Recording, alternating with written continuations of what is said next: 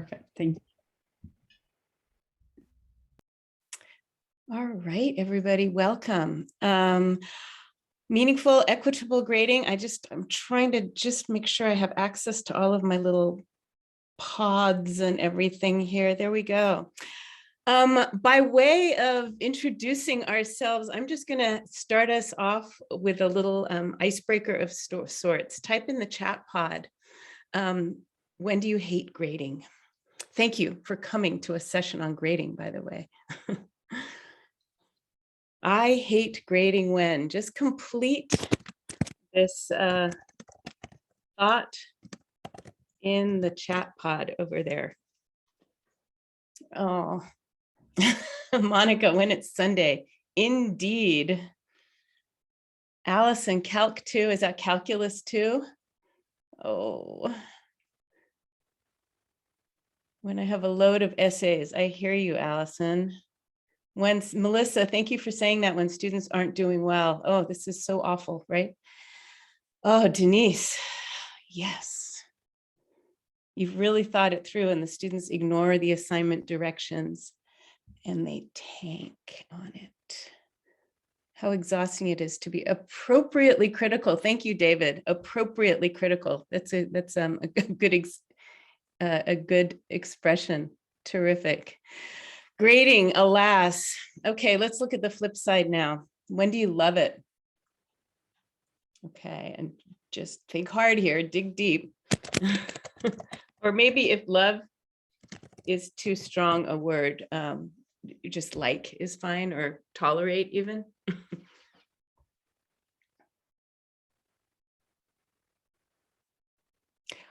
Oh, the chat is very empty. Here we go.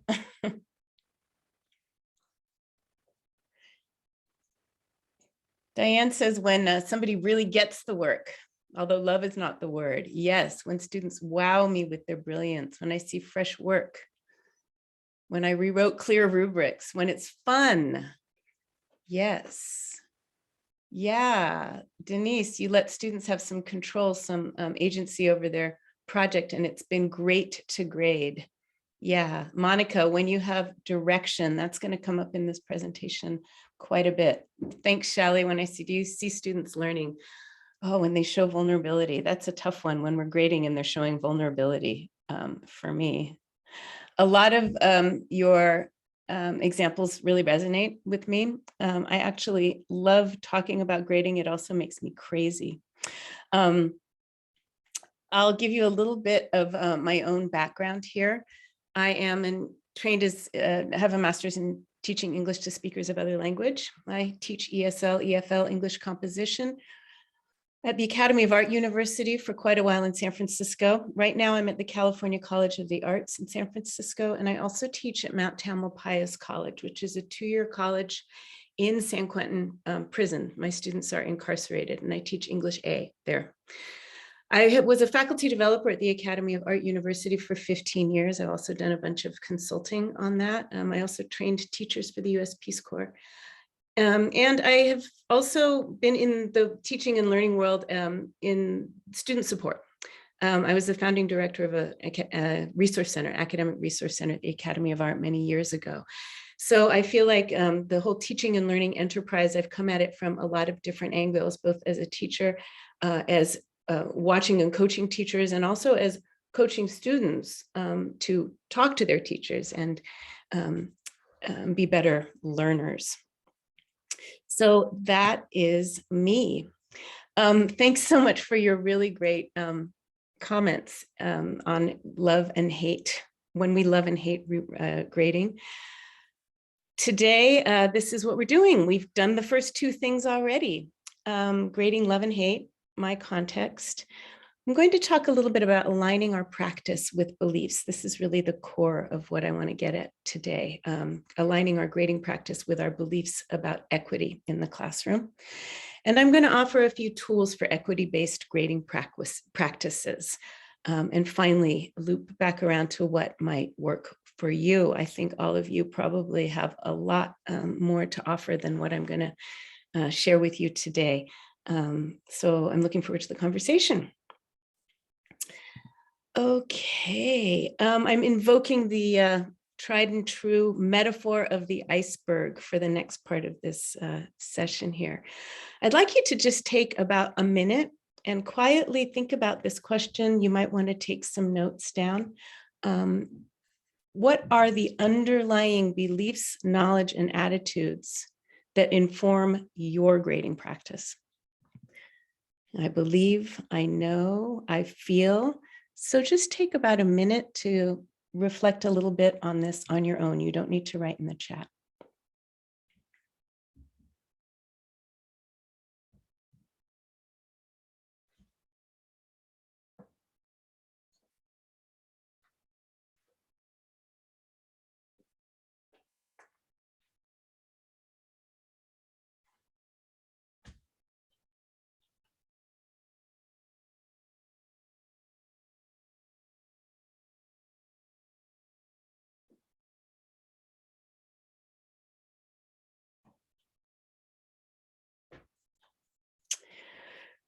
Okay, you can add to these notes as we go through the session. I'm sure more things will come to mind. If this were a longer workshop, we would, of course, spend time really delving into these underlying beliefs, knowledge, and attitudes. This is an incredibly important part of teaching. But today, we're mostly going to focus on these practices. I think it's absolutely crucial that we line up our grading practices with our beliefs, knowledge, and attitudes. I find a lot of teachers, this is what we do, right? We think about teaching and learning so much. We research best practices, and we really work hard to line up our teaching practice with our underlying beliefs, knowledge, and attitudes. I find often with a lot of instructors I've worked with, and also in my own practice, that these when it comes to grading practices, oftentimes they're really detached from what we really believe.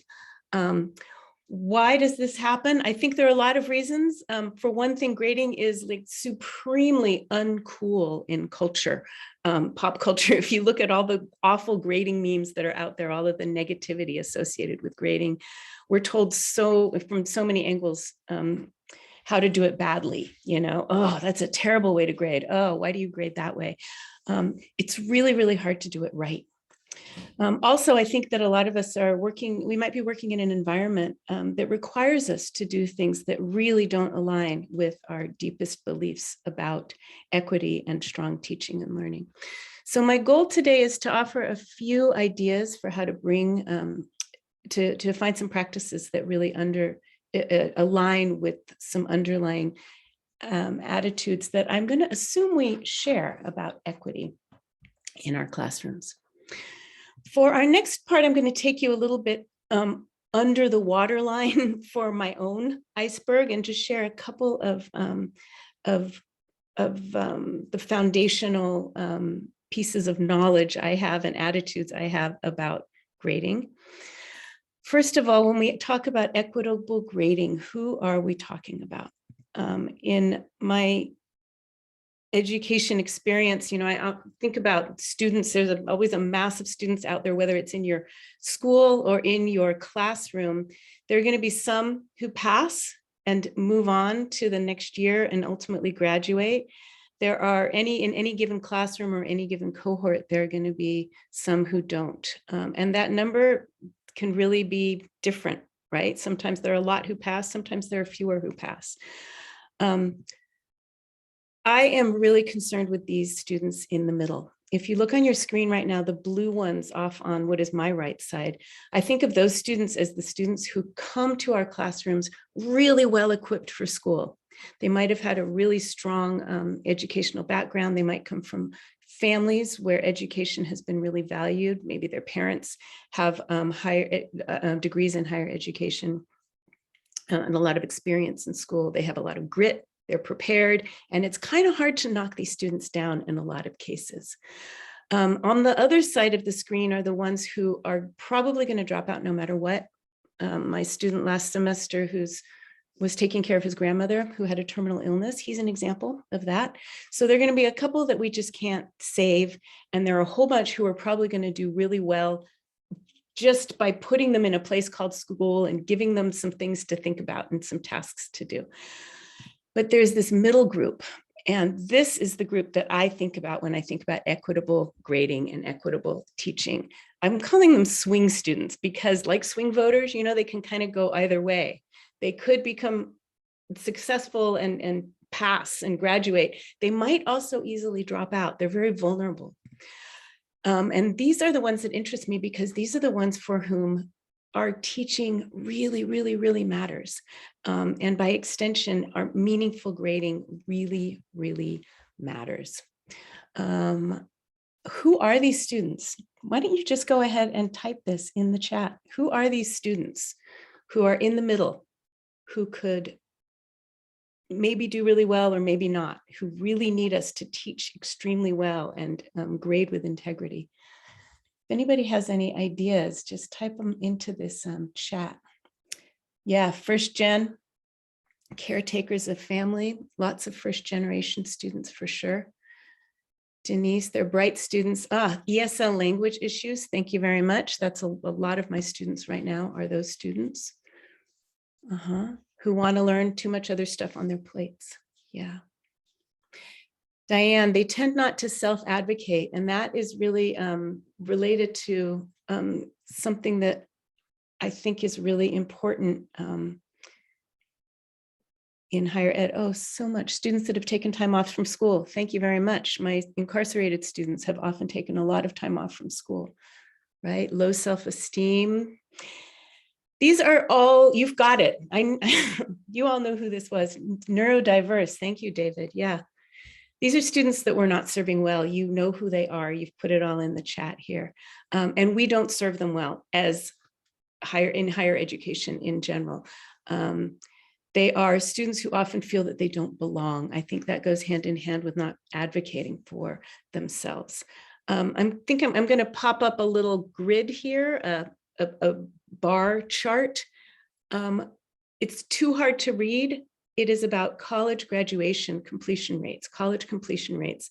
The blue represents college completion, and it's sorted by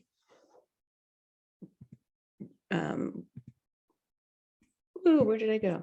It's sorted by race and ethnicity and gender.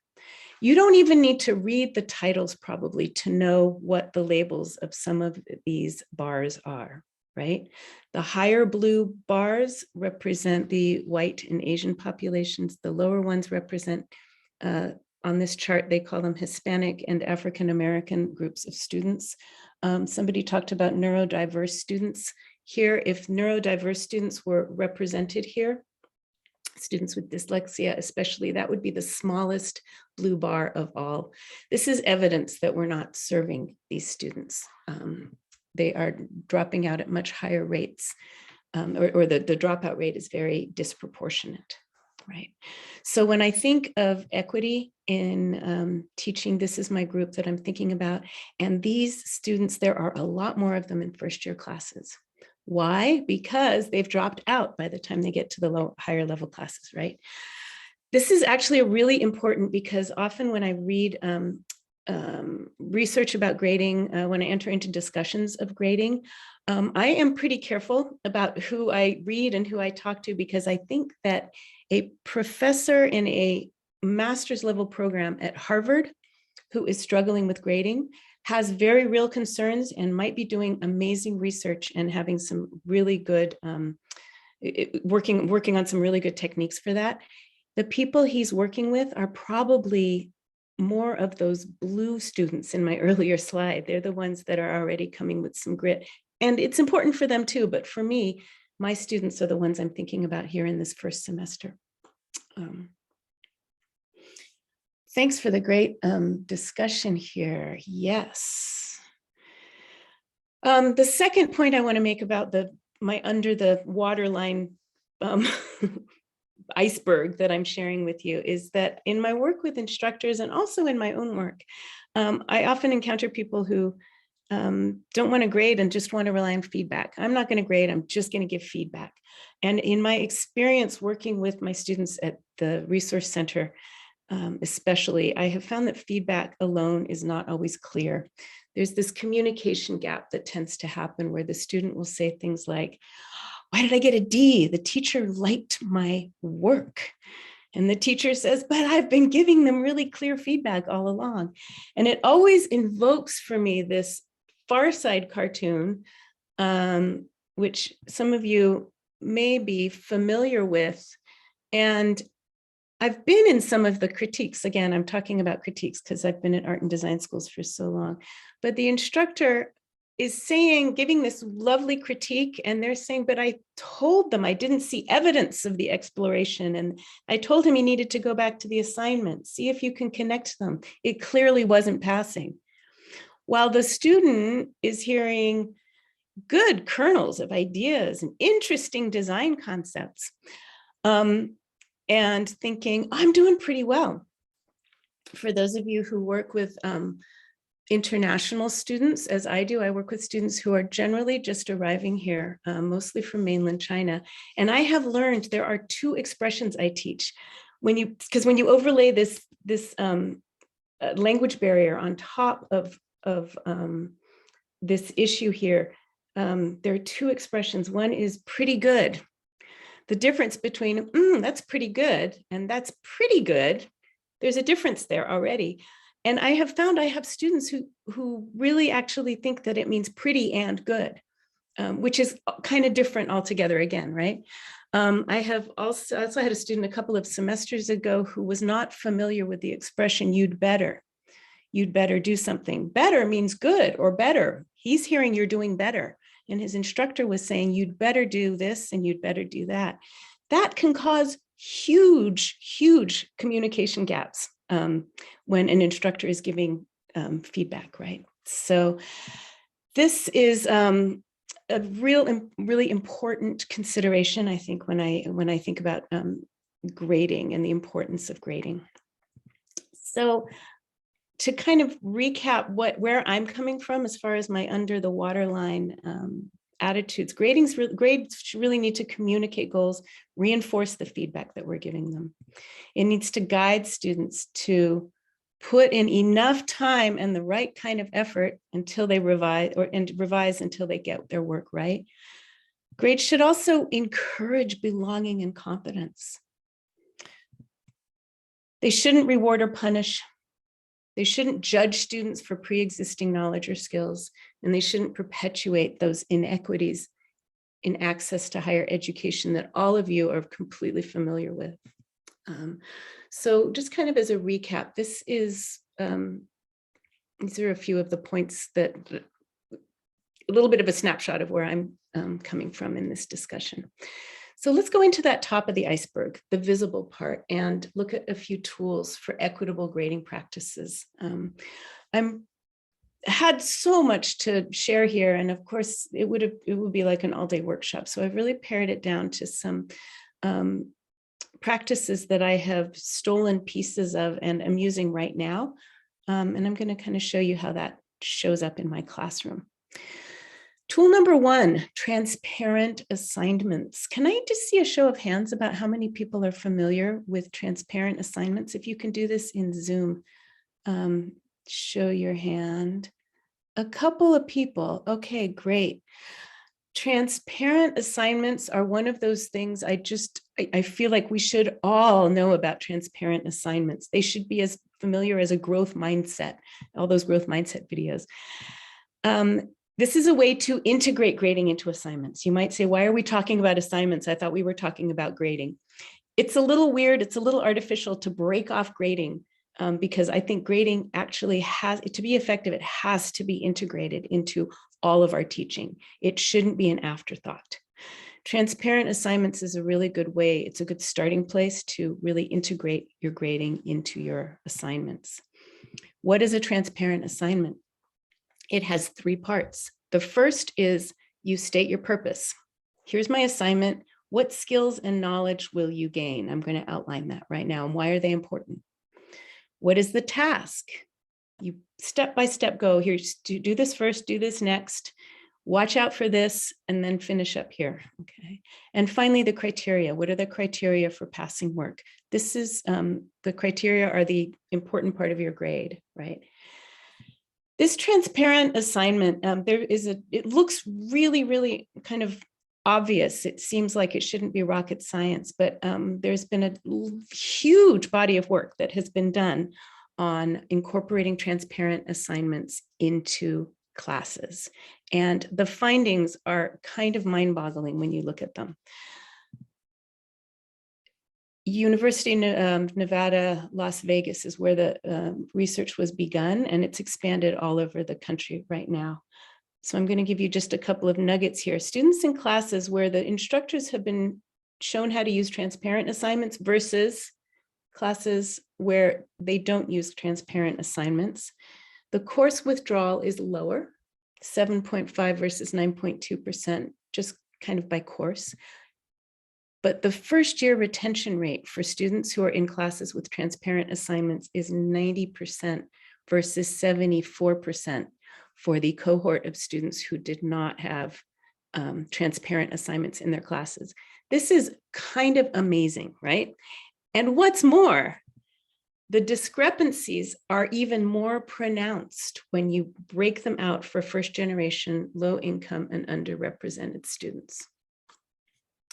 Furthermore, students in classes with transparent assignments show increased academic confidence, sense of belonging, employer-valued skills, for example, learning on your own, considering ethical implications of problems, and collaborating. The really exciting thing about transparent assignments for me is that, first of all, it is pretty easy to do. It's not, you don't have to go and get another master's degree or PhD in order to do this. It's very implementable. Secondly, and more importantly, is this is something that we can do, the instructors can do, institutions can do, that will immediately result in more equity for our students. It will give our students more access to our courses. So often, when we think about equity in education, there's that model of, oh, let's create programs, and you create more work for the target students, right? And this is something that is invisible, and it helps everybody, really. So transparent assignments, I'm going to just skip over that one, but I noticed there's actually a transparency, is a really good little poster session at this very conference. It's a pre-recorded poster session about how to actually create a transparent assignment. I strongly recommend that. All right.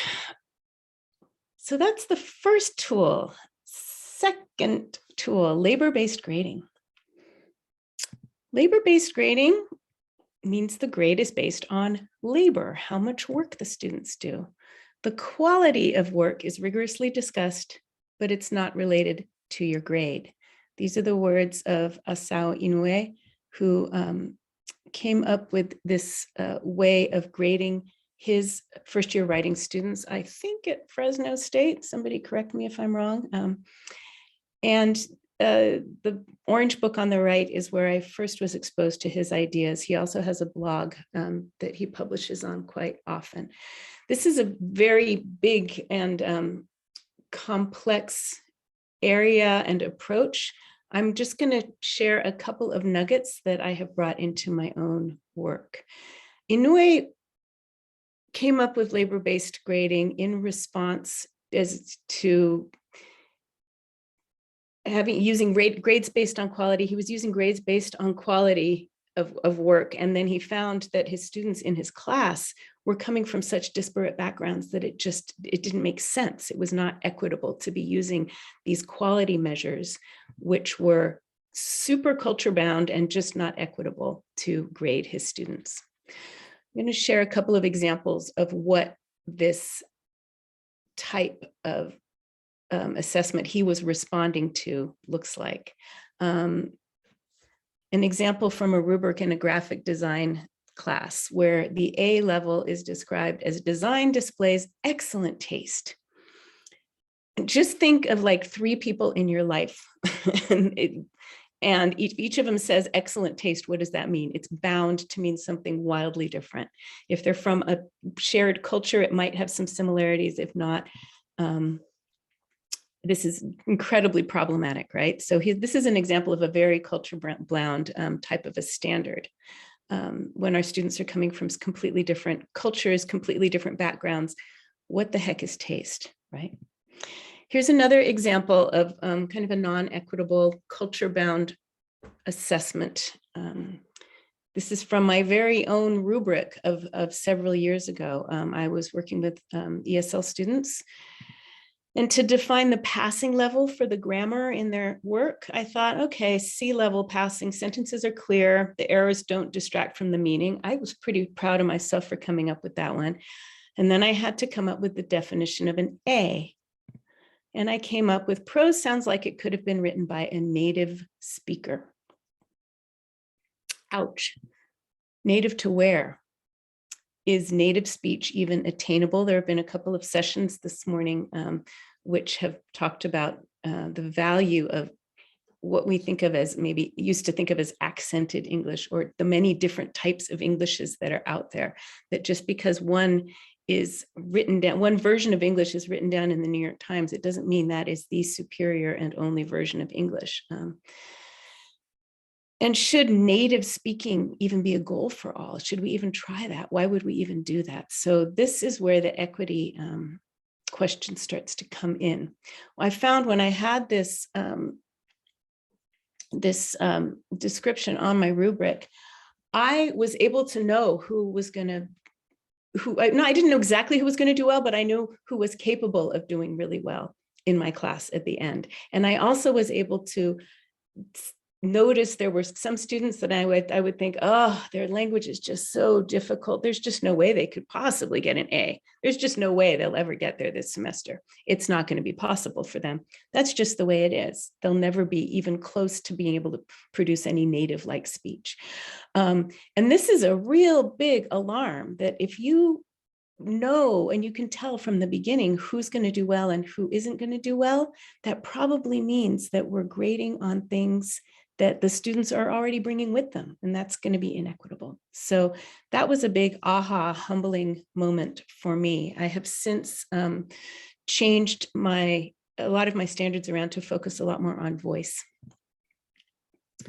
In passing work from Inoue, I admit when I first heard about labor-based grading, there's this little, voice in my head that was like, well, what does that mean? Like A for effort?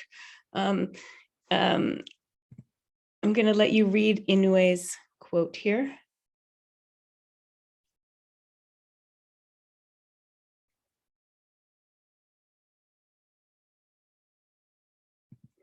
So you can see, actually, it's not A for effort. We are grading based on time, following instructions, on things like how many words. But the idea here is that these are not quality-bound assessments. I've put this into practice in my own class for the last few semesters. I have my students do response journals. The purpose of these response journals is to get them more confident in speaking and more fluent. Fluent meaning just able to write more and write more easily. And my criteria for response journals is: a passing journal entry explores a question or idea related to the theme of the unit, 300 words of understandable language. And when I say understandable, I'm pretty generous with that. It just means that I don't grade any grammar at all. If something's wildly unclear to me, I will ask a question to try to engage in a conversation with the student. Students do these 4 times a week. I give them, I engage with them. It's like a conversation, and I've been really happy. I will show you the response that I just got this past week from one student who, again, just arrived this semester from China. He said, I can really see that I do not resist writing at all compared to the beginning. This was in response to a question about the response journal earlier. I think the most important things is that I can use English as my second language to show something I really want to say. It gives me sense of achievements. Ooh, this made me so happy. And it really helped me feel like this labor-based grading is actually doing its job at encouraging belonging and encouraging confidence for a student who actually I would have put him as pretty at risk. His language was, he was very unconfident. He had a lot of trouble expressing himself at the beginning of the semester. I've also found the labor-based grading really helps students put in enough time into their learning. However, there are some other things that I'm still not comfortable letting go of yet, and that is that top one, communicating the specific goals, making sure students are putting in the right kind of effort and revising until they get something right, which brings me into this next scheme of grading, specifications grading. Specifications grading is pass, not passing for all assignments. When you pass an assignment, it means you meet all the specifications, all the criteria, and there is no partial credit. This was devised by a woman named Linda Nilsson, incredibly smart woman. She wrote a whole book on this. Again, I'm going to give you just a couple of nuggets that I've taken into my own class. She developed specifications grading in response to grading that awards partial credit. If you've ever been filling out a rubric and you're like, oh, this student is really great on this and really great on this and really great on this, but oh my gosh, they never did this and this. But the points add up to passing and you're like, oh, that is what Linda Nilsson was responding to. She's like, that's not good enough. They can't just make up for one thing that they can't do by being really good at something else. If you only have 3 or 4 goals for them, especially. She also got really bothered by these conversations that make grading that makes fine gradations between a B- and a B. And if you've ever had one of those conversations with a student where they're like, if I put my title on here and I put a comma here where you told me and change that verb tense, can I get 1.5 more points? And those conversations, I mean, I don't know about you, but those are the conversations that just make me want to like run screaming from any sort of teaching work and never ever do it again.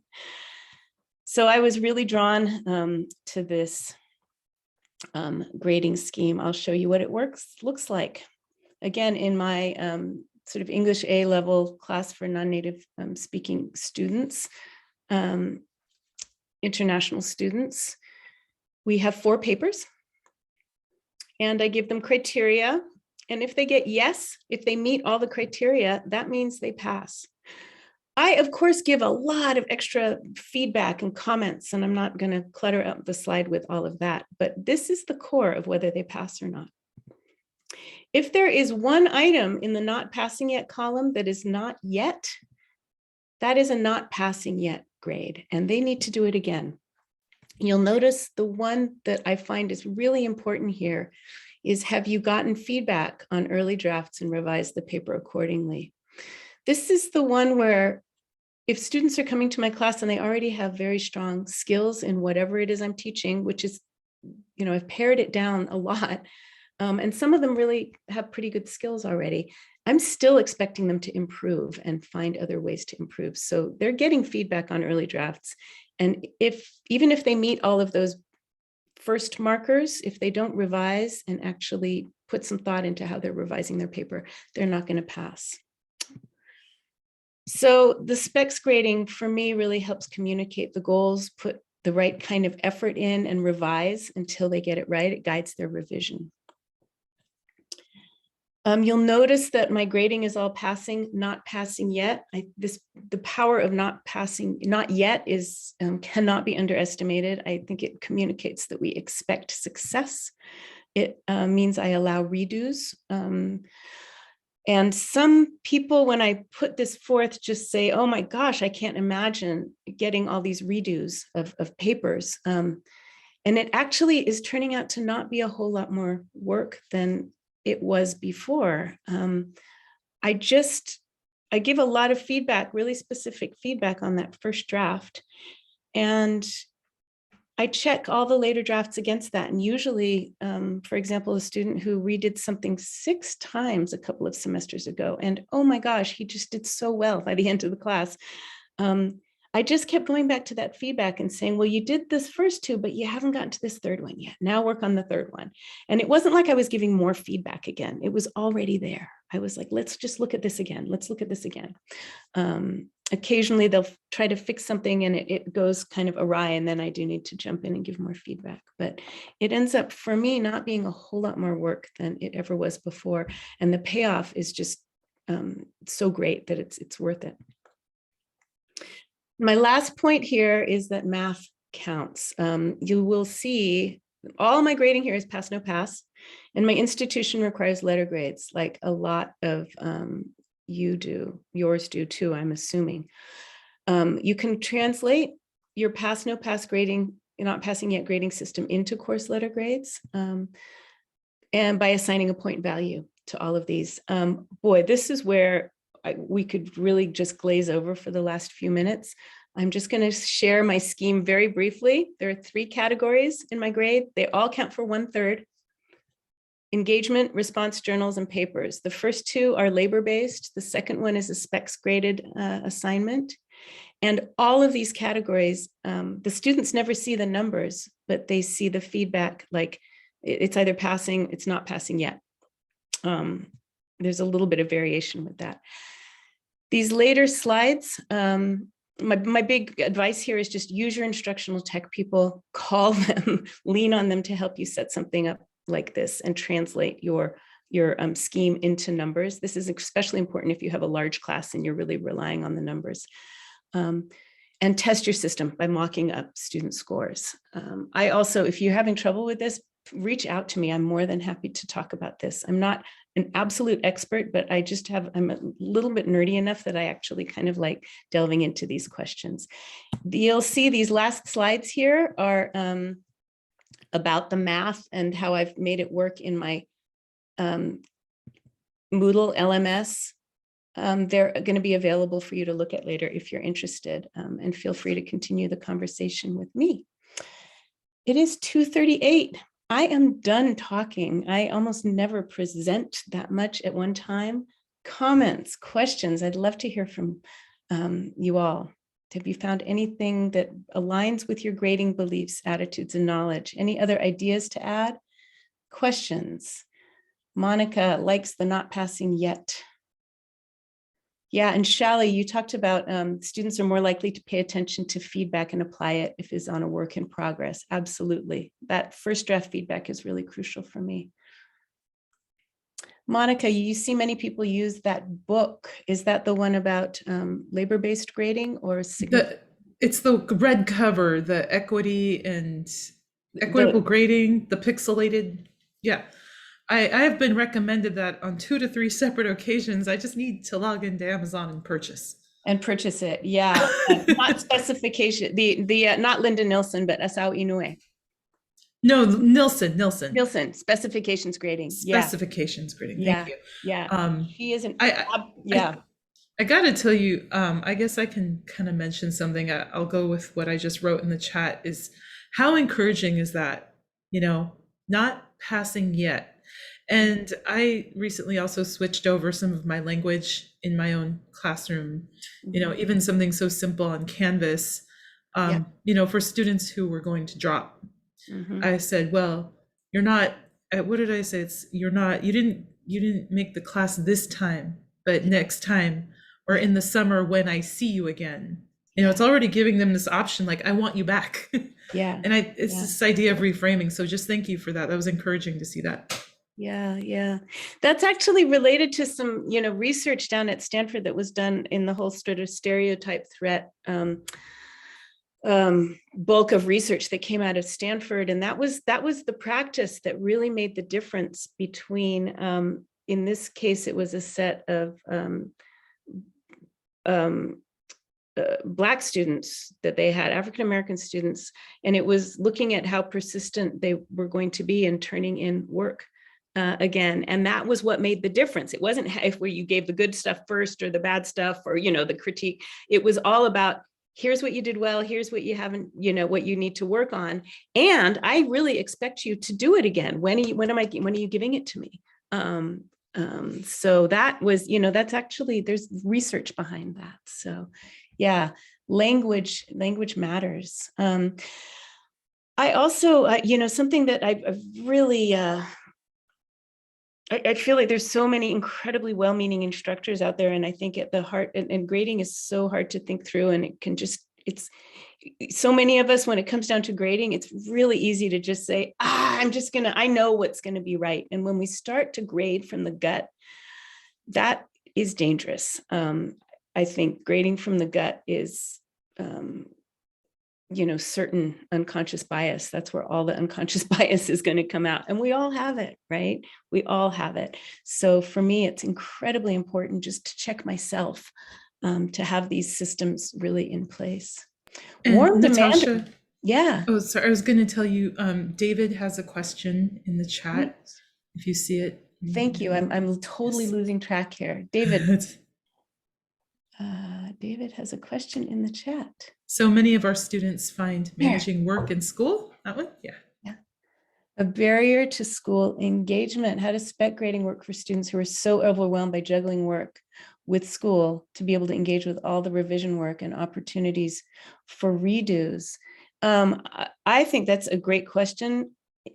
In my world, it's made it so much better for them because they know what to do. It goes along with that transparency. It's a checklist, right? And so they know this is their to-do list. And, some of them, if they just have too much other stuff to do and they are not going to be able to, they might not be ready to take that class yet, right, Monica? Maybe they need to take it next semester if they really are absolutely overwhelmed. But I found it helps them because it really breaks down what they need to do. And often my most overwhelmed students are the ones who are like, I'm like, well, what's your next step? I don't know. Like, have you looked at the feedback? No, I don't know, right? And so in my world, it's helped a lot from my perspective, and I suspect that's what's going on. I haven't actually asked the students. Yeah. What is warm demander? Paula, explain.